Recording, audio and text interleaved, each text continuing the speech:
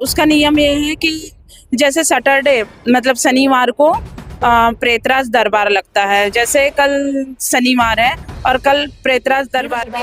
अर्जी लगानी कैसे होती है, क्या पहले कोई रजिस्ट्रेशन करवाना होता है या क्या प्रक्रिया, क्या विधि, क्या उपाय अपनाने होते हैं उस दिव्य दरबार को लेकर, तो आपकी सारी उत्सुकता को शांत करने के लिए अभी हम दिव्य दरबार लग रहा है।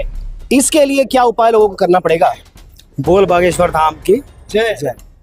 कल जो दिव्य दरबार लग रहा है गुरु जी का, वहाँ पे भिलाई में गूंज रहा है श्री राम का नाम, क्योंकि भिलाई में आ चुके हैं बागेश्वर धाम सरकार पंडित धीरेन्द्र कृष्ण शास्त्री। नमस्कार, मैं हूं शुभेंद्र और आप देख रहे हैं 10 सीजी खबर।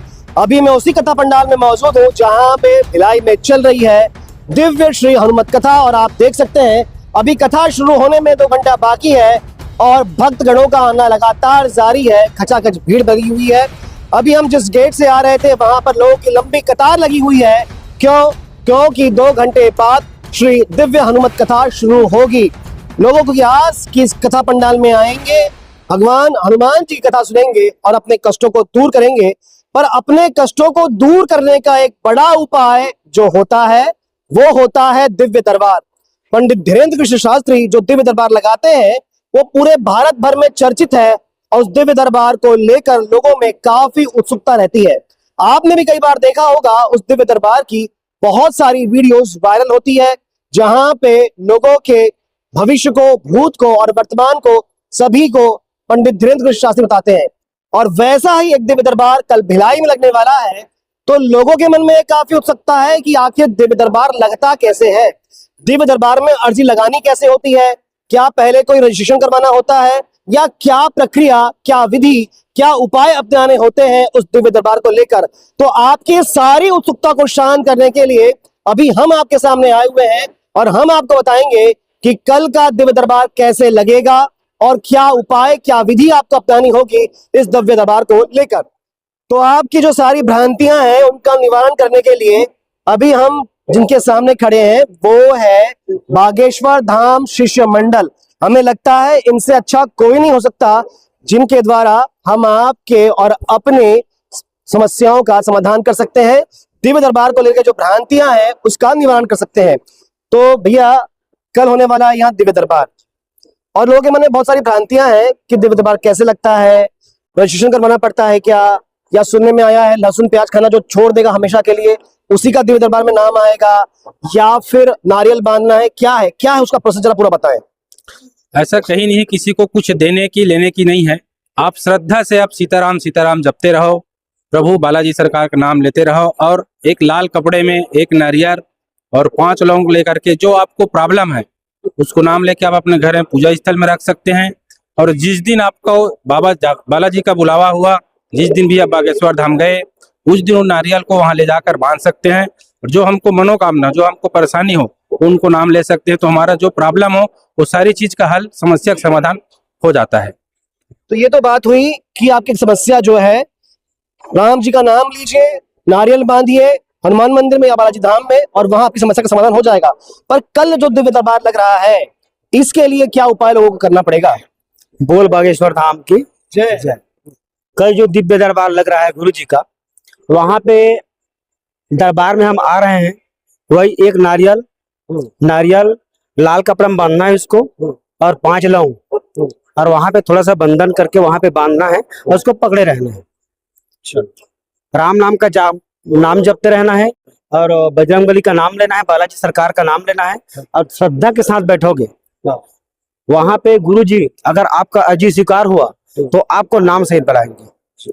कई लोग का कहना है कि नहीं यहाँ पे आग नाम लिखाया रहता होगा, कई लोग बोलते हैं। लेकिन वहां पे हम लोग 1.5-2 साल से हम लोग जुड़े हैं, ऐसा नहीं है। यहाँ पे अगर किसी को अगर देखना हो कल का दिव्य दरबार, गुरु जी में कितना भरोसा है, बालाजी में कितना भरोसा है, तो नाम सहित बुलाएंगे। कौन सा कपड़ा पहने हो, अगर वहां पे मेरा नाम अगर कोमल है तो 3 जने कोमल नाम का है और कोमल जी का स्वीकार हो गया करके बोल दिया हो, है नहीं, वहां पे 3 कोमल है, तो जिस कोमल का स्वीकार होगा वही को बुलाएगा, वो वाला कोमल है करके बुलाएगा। कपड़ा सहित अगर लाल टोपी लगा तो लाल टोपी वाला बोलेंगे।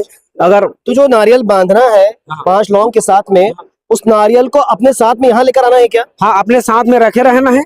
और अगर आपको 2 दिन पहले अगर पता चल गया होगा तो घर में बजरंगबली के जहाँ पे जो मूर्ति है या तो घर में पूजा स्थल में भी आप मानते हैं, वहीं से पुकार लेते हो, तो घर में रख कर भी आते हैं आप, तो आपका अर्जी स्वीकार हो जाएगा। कोई जरूरी नहीं कि आप मंदिर जाना। अब अभी यहाँ पे मंदिर नहीं है, आप यहीं अचानक आए हो, आपको पता नहीं है, आप यहाँ पे नारियल देखो, भगवान को आप सुमर लो और यहाँ पे बैठ जाओ, आपका अर्जी भी स्वीकार हो सकता है।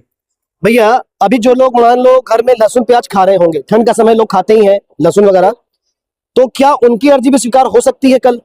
हाँ, हो सकता है जी, क्योंकि लहसुन प्याज परहेज कर गुरुजी बोलते हैं लहसुन प्याज का परहेज करना है कुछ कुछ का, लेकिन उनका तो बहुत ही जल्दी लग सकता है। हम मेरा सोच ये है। अच्छा। और ये दरबार में सिर्फ नाम जप करेंगे और कुछ कुछ परहेज रहता है उसको करते हैं लहसुन प्याज का, और उनका अर्जी लग जाएगा।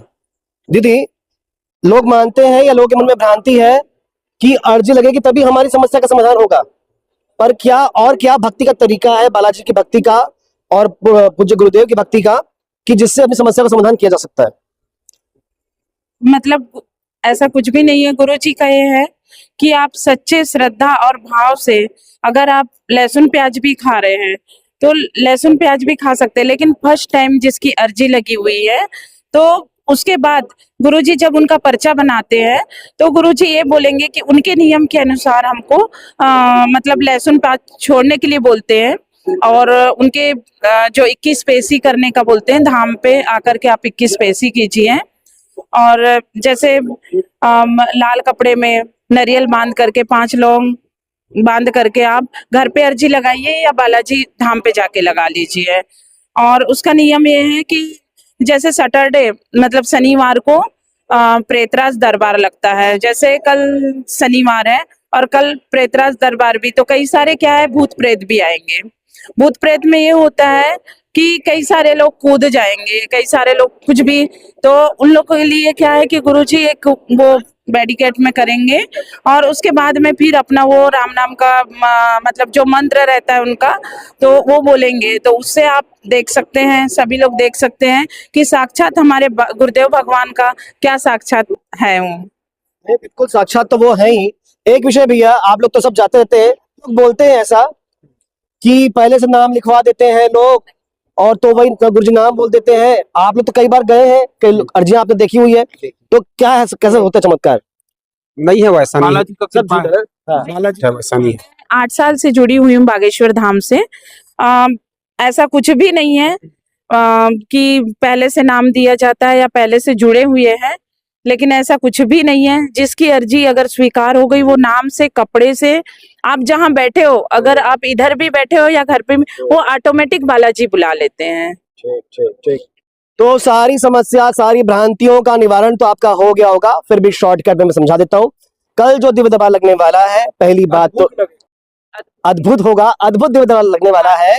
तो पहला काम तो आपको ये करना है, कल शनिवार है या आज या कल आप सुबह नहा धोकर एक लाल कपड़े में नारियल और 5 लौंग को बांधे, अपने ही घर में राम नाम का जप करते हुए या पास के हनुमान मंदिर में कहीं पर वो नारियल रख भी सकते हैं, और ये कहें साथ में हनुमान जी से कि मेरी जो समस्या है इसका निवारण हो जाए और आज बालाजी के दरबार में मेरी अर्जी लग जाए।